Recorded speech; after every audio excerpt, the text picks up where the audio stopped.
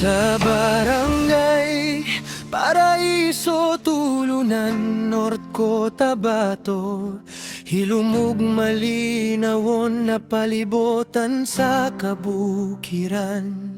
Apan miabot ang adlaw nga walay nagdahom, ni uyog ang yuta ng apukan ang mga puloy-anan. Tuig 2019, dilig yun malimtan, luha ug kahadlok ang gibati sa tanan. Apan sa among kasing-kasing nagpabili ng paglaom, kay ang panaghiusa susi sa paglaom. Bagong paraiso, banong gitukod pag-usap,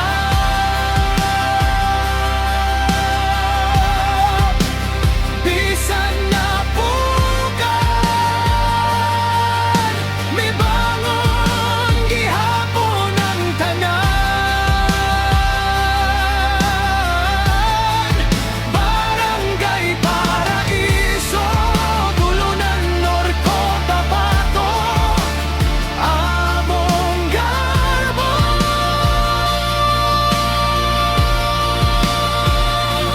Kay ang gugma ug pagtinabangay, magpabilin sa kanunay.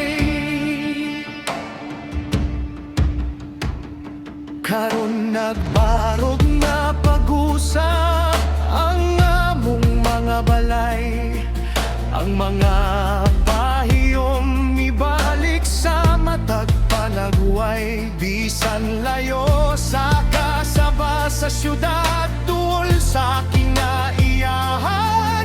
Dinhi among makita ang tinuod nga kalinaw,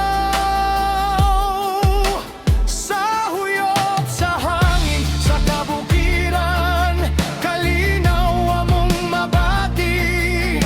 Mataglag ang adunay andumanan sa nangagi, apan dili nakahadlok ang naghari,